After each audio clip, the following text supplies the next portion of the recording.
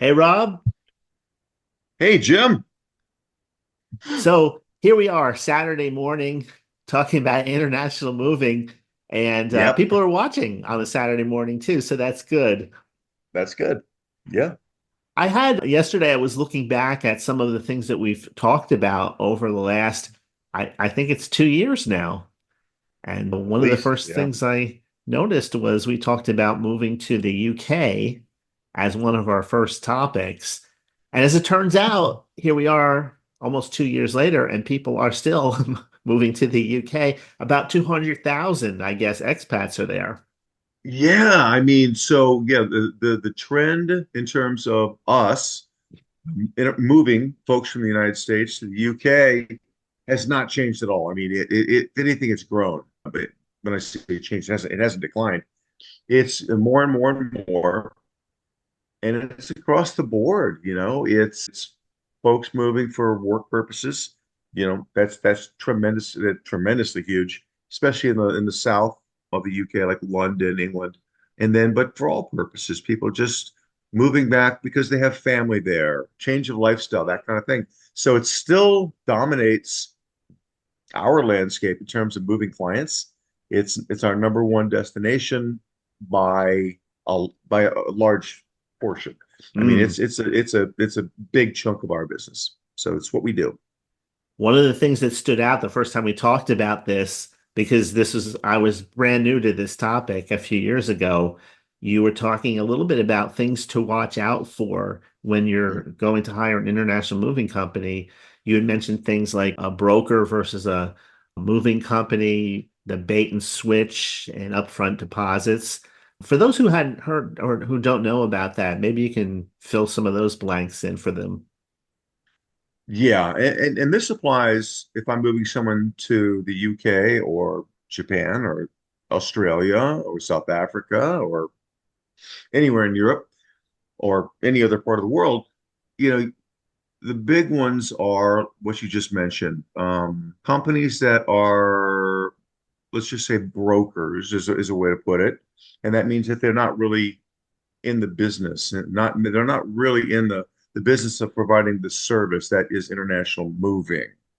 And so they may have a website and they'll talk to you nicely on the phone and sounds great. It's really not what they do. They're going to go and try to find someone who says that they can provide that service and then just add a profit onto that. They might call me, you Yeah. know, that kind of thing. So those are brokers. Could I The ask other you a quick folks that, question about the broker? sure, So SDC has a number, a license number at the top of a site. Is there any yes, way a broker can fake that or no?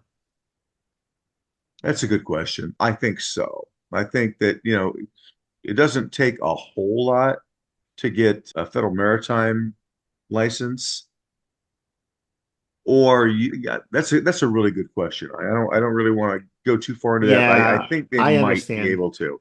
But I just, when it comes to that kind of thing, vetting out a company, you want to look at things like, are they a member of IAM, International mm, Association of Movers, IAM, FIDI, FIDI, Better Business Bureau, of course, things like that. I mean, you definitely want to look and then check. And the biggest thing really is to just look at the good reviews on Yelp or Google or, something that's real reputable. right. That's critically important because yeah, you've got companies out there, companies that aren't really companies trying to provide a service. And in international moving, you're entrusting all of your assets, all of your household assets to someone. And that's a big thing. I mean, it's not a trivial matter. And once they have them, you're not getting them back until you pay them Yeah, and they can yeah. ask for, and then the bait and switch is one of the things you mentioned. So what happens very often is it can be a bait and switch. They'll say, I can move you from Seattle, your three-bedroom home from Seattle to Paris, France for some ridiculously low amount of money. It sounds great. Now they've got all your stuff and some of your money, and they're going to get more of your money. Yeah. Best case scenario, or else you just lost everything. Who knows? So that's the bait and switch thing, but really it comes down to reviews. I think it's really important. Yeah. And upfront costs you'd also mentioned. Yeah, in terms of upfront costs, yeah, I mean, it's perfectly fine for a company to ask for a credit card deposit kind of thing, authorization. And the reason for that is every once in a blue moon kind of thing, we might have a client that says, everything's put together, we've done the work, we've gotten together, we've dialed it all in, and we're going to show up on a Saturday morning at 8 a.m. in, upstate New York to pick up the goods that are going to Berlin, Germany, let's just say. And we show up and no one's there. It's an empty home. That can happen. It's very rare. But in that situation, yeah, we might utilize our option of having the deposit because, hey, but that's the only reason. When a company is asking for upfront money, like a bank draft or money, cash money up front, that's always a red flag. Be careful of dealing with a company like that. Yeah, yeah, I wouldn't yeah, I wouldn't give money up front to anyone except on a credit card. No way. yeah. And finally, maybe just go over. So if we're going to the UK, we're going to make the move. How does the process basically work again from beginning to end? Yeah, so it's like it's really about the same, roughly the same as any other country. It could be Japan, it could be UK, it could be Australia. Um, Basically, we want to work with the client, understand, like always, what the details of the move are so that we can price it and estimate the price accurately and appropriately.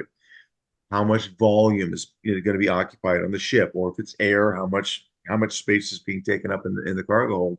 What the nature of the move is. Is it a full packing service, which is typical, but not every single time? If there's going to be any access issues, you're going to have to park a half mile down the road because we are, in the Hollywood Hills, let's just say, and there's some, really difficult access place.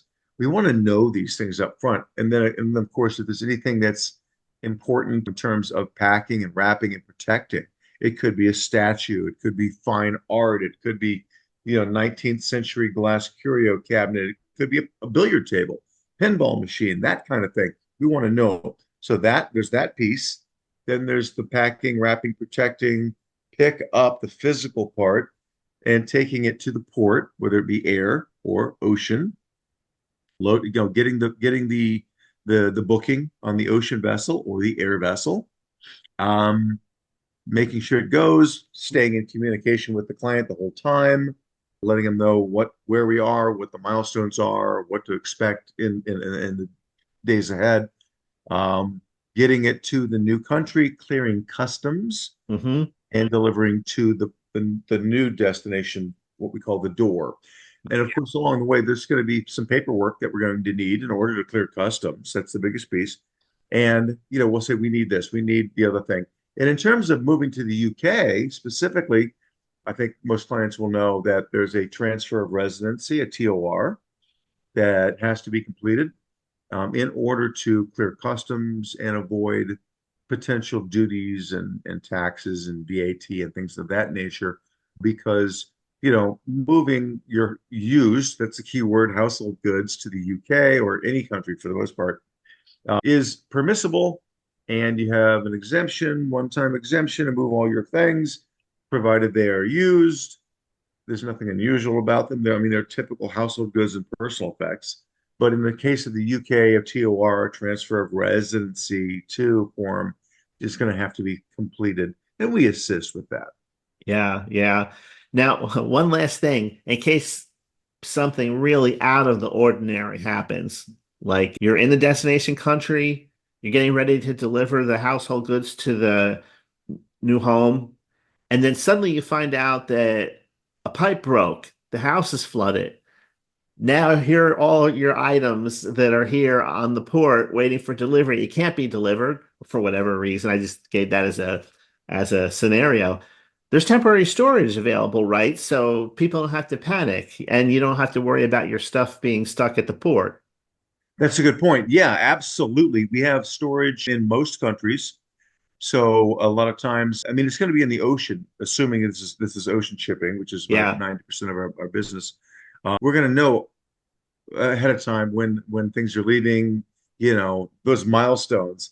It's on the ocean, and a client might tell us, you know what, we still don't have a place, which is very Mm. common, really common. We don't have a place yet. We don't. It's not set yet, and no problem. We'll quote you on our clients on storage, and we prefer to do that. Provide a storage quote upfront before we Yeah. ship, so there's no. Nice. Yeah. It's not a surprise at all. And it's not really a profit center for us as a business, but it is a service that we can provide. And we like to provide it up front. If you need storage, Yeah. there's going to be a handling fee, of course, because we have to offload things and then store it, protect it, keep it, secure, and then reload it into the final container or truck to get it to the destination. And so there's a handling piece, and then there's a storage fee, but it's not, like I said, it's Exorbitant. not really a profit center, but we, yeah, not at all. But we like to provide that upfront to Yeah. to the client, and let them know if you need this, and you may not. Hopefully, you don't. But if you do, it's here. This is a Yeah. safety net for you. That's nice. Yeah, it is a safety net. Well, Rob, that's great information. I know that there's people that are going to the UK for all kinds of reasons, all different ages, Yeah. and it's going to remain a popular destination probably for years to come. Oh So, yeah. Oh yeah.